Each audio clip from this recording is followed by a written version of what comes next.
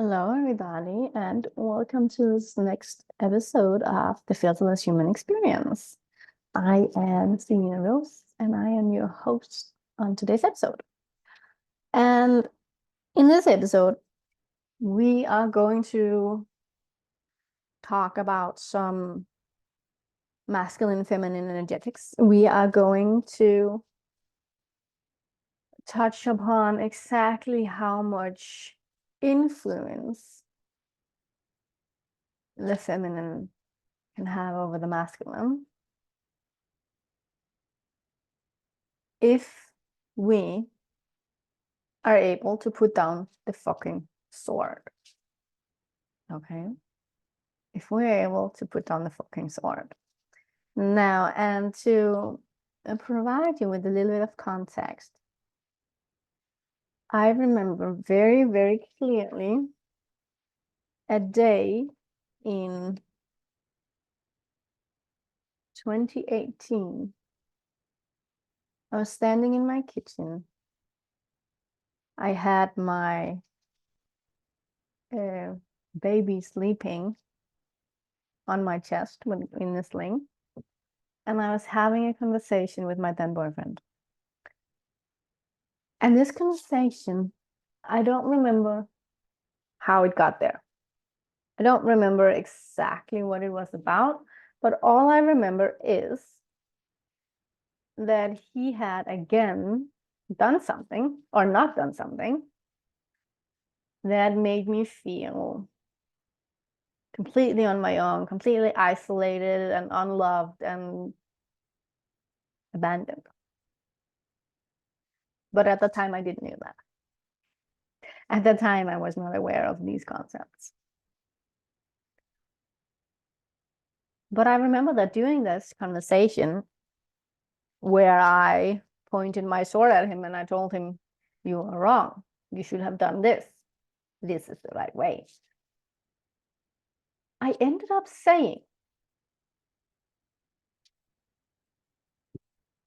I am the common denominator in all of my failed relationships. So what is it about me? This string up here. There you go. So what is it about me that makes these relationships fail? Because I'm the only one who has been in all of them. And I'm the only one who has experienced the failing in all of them.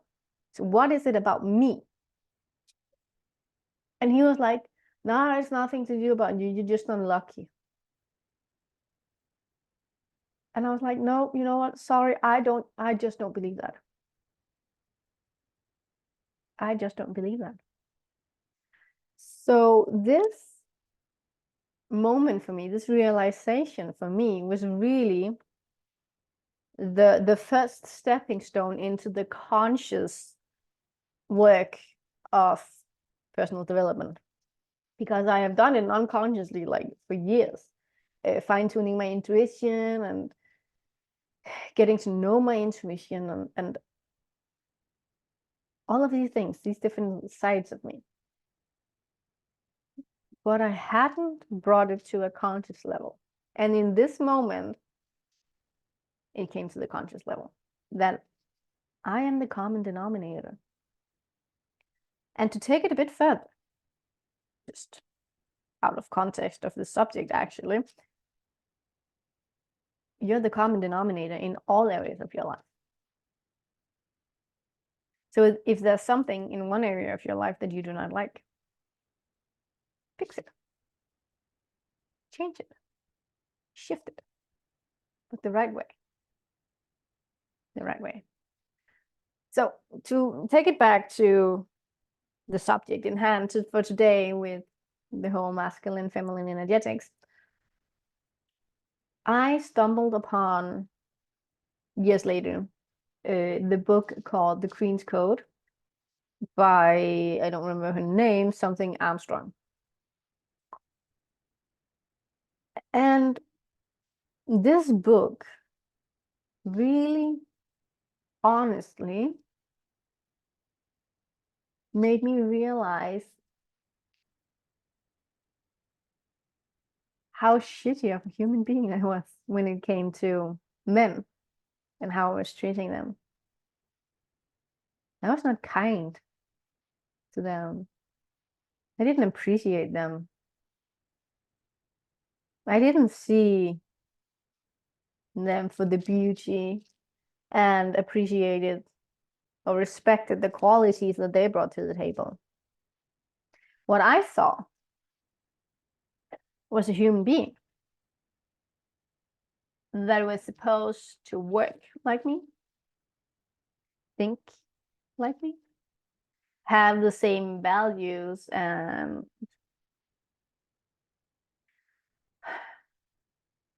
be better than me, actually, so that I didn't have to.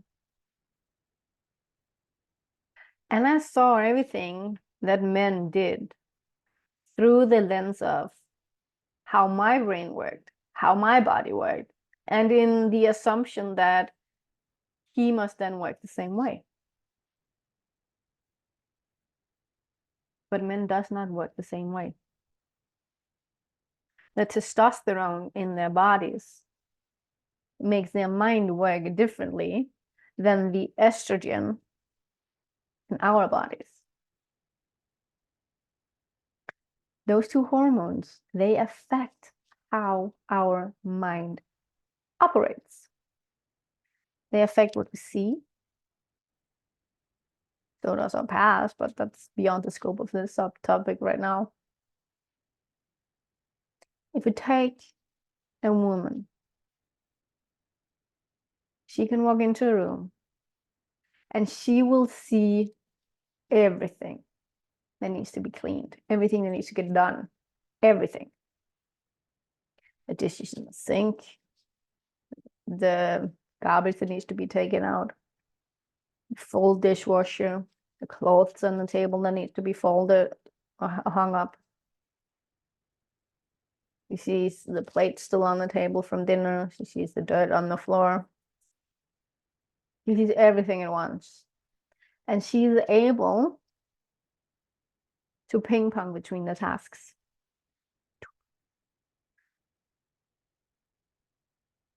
Whereas the masculine goes in, he may notice everything. He may notice nothing. That depends on who he is. If he notices nothing, it's because the first thing on his priority list is to, I need to rest.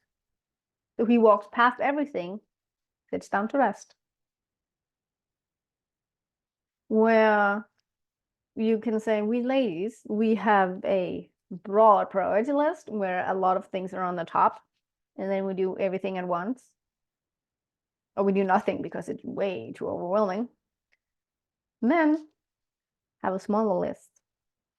But their top priority right this moment, they put all their focus, all their energy, each and every little thing they got into their top priority. And if we take this back into the caveman biology that our brain actually still works with, we flip it around. We say that the men went out hunting. We're saying they're hunting an antelope. And then they would see this entire herd of antelopes. And they couldn't pinpoint on just one. This is the one that we got. This is the one that we have the most success with taking down. They would fail as hunters. They would lose sight of that one thing that they needed to succeed. Whereas, maybe we were gatherers. Look at the whole bush of berries, a whole tree with nuts. And we had to make sure that we got everything, because that was food, survival. We had to make sure that we got everything, not just that one, but everything. And the way our mind works like that, it's worked like that, it still works like this today. There's no difference. But us ladies, if unchecked, we want the men to work like we do. We don't see the absolute marvel in the full focused presence in one area of his life. Whereas we at the same time demand and need full focused presence when it comes to his interactions with us. So what we want him to do with us, we dislike and tear down. Oh, that's the weird car running about outside that was making a lot of noise. Sorry about that.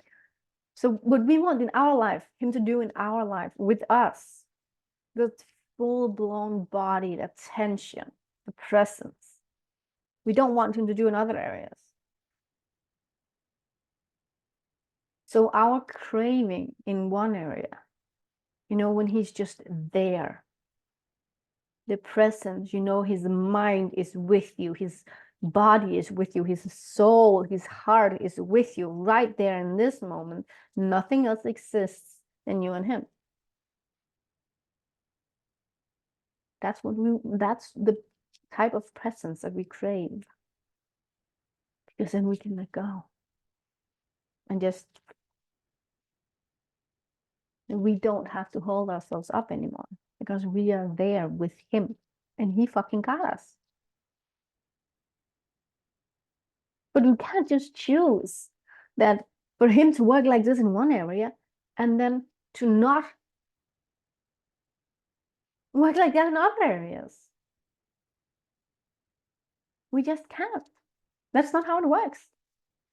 Men are not hairy women.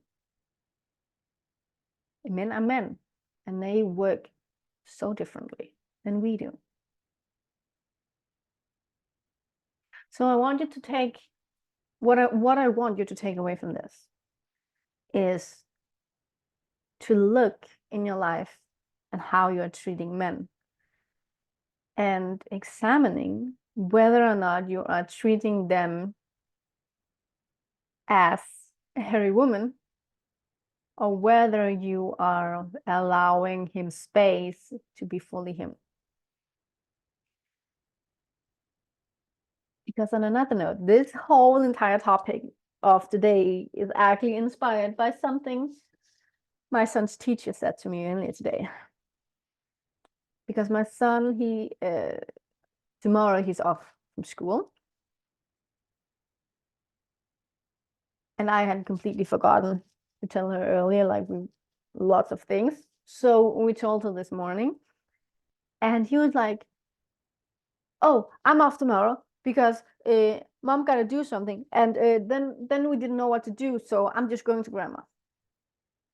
And then this teacher, she touched me on the shoulder and she was like, he's already sounding like a real man. He's already sounding like a real man. This guy is 7. So right there in that second, I could see how her perception of men is shaping her relationship with men.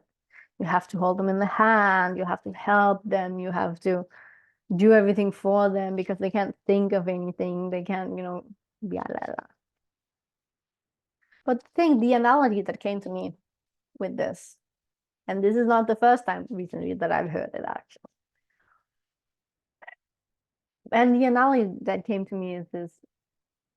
In Asia, I don't know if this is still a thing. All honesty, I don't know if this is still a thing. But they used to prevent the growth of animals by having them in these small boxes, in these small containers. So there was literally no physical room for this animal, okay? And it's the exact same thing that we do. Because if we put a lid on what we can accept from a man, how we want him to be, we are going in and providing the masculine container, so we are not in our feminine energy. And secondly, every time he bumps up against it, because he wants to be him, he wants to be free, he wants to do and be, provide.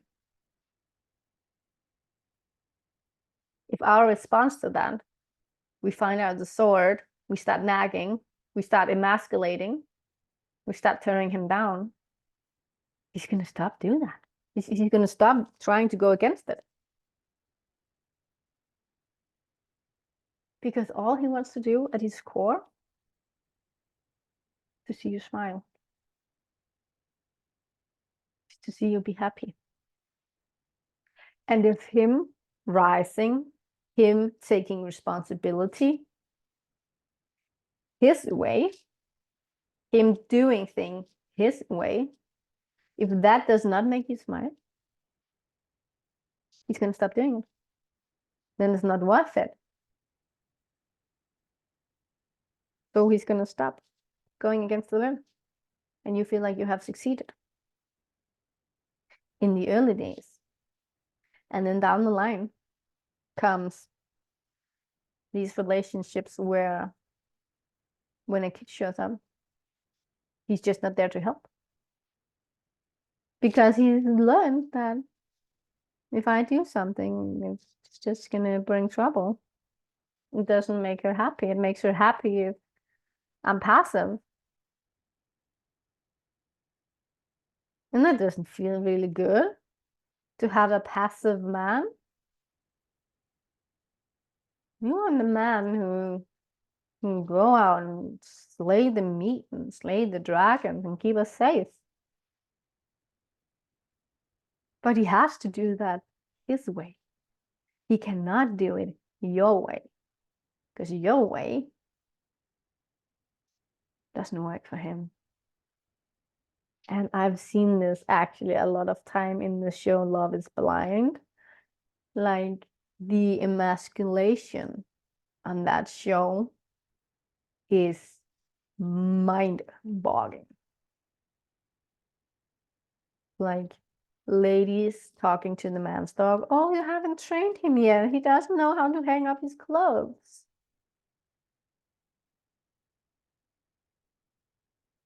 Okay. Don't worry, doggy. I'll train him for you. I'm a good trainer. Like, no. And you can even see, if you really look at the men, when they hear stuff like that, how their entire energy, how their bodies slouch a little bit, not as violently as I do here, but like just become more crammed in. Because they take less and less and less space. And even in my family, this is going on. When we had my son's birthday, the same one with the teacher just there, he came in and asked me, Mom, where's this? I was like, I don't know, look for it. I knew exactly where it was, so like I didn't say I don't know, let me look for it. I said it's somewhere in your room. Because I knew it was in his room exactly where it was, but like it's in your room. That's how it went. And then he was like, but Mom, I can find it. And I knew exactly what was laying. It was like exactly, you could see it. You didn't have to move anything. It was right there. I said, it's in your room. Go in and check again. And then I just made a comment to the people there. I said, sometimes he just goes into these modes where he forgets how to solve problems. And what they said is, he's just becoming a real man. And the men around that table, their energy completely contracted. They completely contracted and just like slam bang to the floor. And I just know, I don't believe that. And then they got this cocky face on and was like, just you wait and see. I was like, fine, I'll wait and see. But I know that that's not a real man. That's a man that's been emasculated, that's given up. A man that knows that his efforts are not appreciated. A man who doesn't feel safe in your presence to be him. And now, just a little over a month later, my son's problem-solving skills are through the fucking roof. He just had a period where it was too overwhelming for him to solve everything on his own. And instead of completely cradling him and just doing everything for him, supported him. He said, I know you got this. It's right in there. I know you got this. And he kept on building the confidence that he fucking got this. So when we just this weekend had my youngest son's birthday, where the same people came, my kids wanted to get something from the trunk of the car. They wanted the bicycle and their badminton catches. So my son, my oldest son, the one they said he's on the road to becoming a real man because he doesn't want to solve problems. He doesn't, he needs my help. He got the key to the car, opened the trunk, carried out the bike from the trunk, something I did not expect him to do. He got the catches.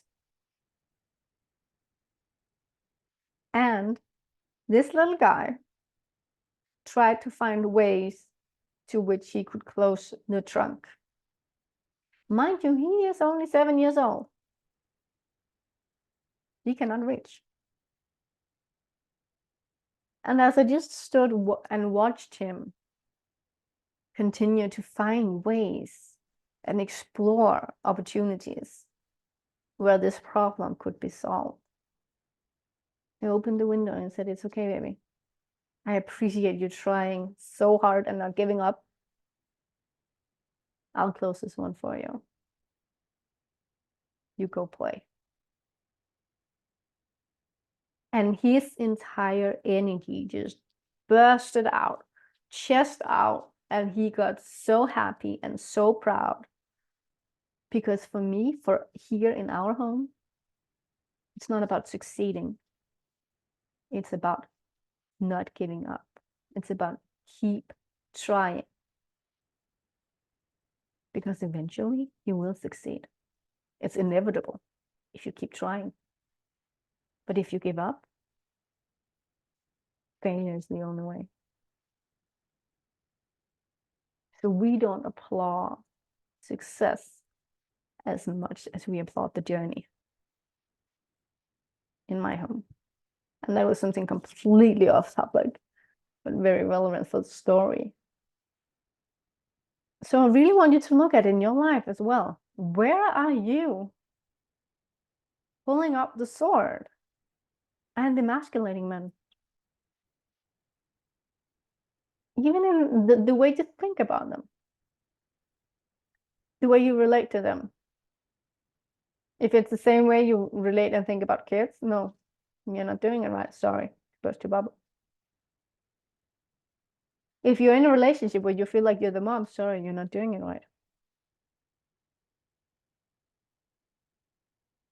And this is not to say that everything is on you.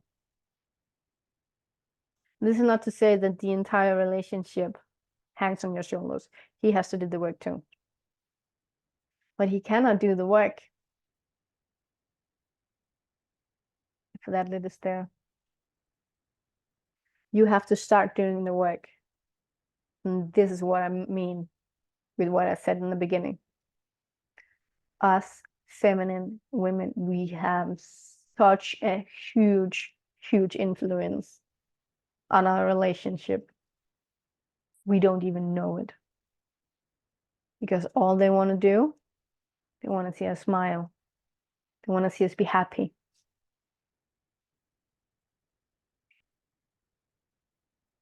But if we don't give them the spreadsheet to how to make us happy,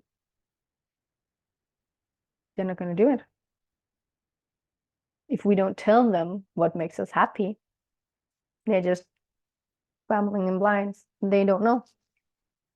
They need you to be open and honest and put down the sword and realize what is actually going on. If we rewind to the conversation that I had with my then boyfriend, where I was like, again, I don't remember exactly what I said, but where I was like, you should have done this, you should have done that, this is not okay, this doesn't work for me. I don't want that. That's the sword. Him, his essence, his character, I was slaying at it. His energy, I was slaying at it. What you did was wrong. But who was I really to, go on the pedestal and make the decision as to what was right or what was wrong? But another thing about it, how it should have been, what I said in the beginning as well, I just felt really disappointed. I felt scared. I felt anxious, and I felt alone and abandoned in this relationship. I felt like I was alone in this relationship. I feel like that I don't matter as much anymore. I feel like that I'm not important. And I'm not putting any blame on you. I'm not saying that it's your fault. I'm just realizing some things about myself. And I really, really love for us to work on this together, because I love you deeply and I want our relationship to succeed. But I'm not entirely sure how to do that. And I would really like if we could work together on this. How do you think about that? You see, that conversation is about me. That is a conversation about how I feel. That is a conversation about my experience. There's no sword drawn. I am not coming at him. I'm sharing information for him to put into the spreadsheet. How he diverts it in the spreadsheet, that's on him. And that's where the beauty comes in. When we let go of control, put down the sword of what he does and what he doesn't, he will either rise to the fucking occasion and be the man that you've always dreamed about having in your life, or you will have come to the realization that what your standards are and what you want in your life, and be like, you know what, this doesn't work for me anymore. It makes me really sad, because I really wanted this to work. But we have had this type of conversation so many times before, and I am just done having this conversation time and time again. I don't feel heard. I don't feel appreciated. I have to end our relationship. And then the other type of man will come in eventually. There's so many fishes in the sea, so many fish in the sea. Where we get so scared that we might never find one, catch the right one, then we just settle. So we are actually turning the swords in towards us instead. And that's not a way to live life either. You find out where you have your sword and take it away, put it down. Honestly, it's not fucking worth it. Thank you for watching this episode, and I'll see you in the next one. Bye.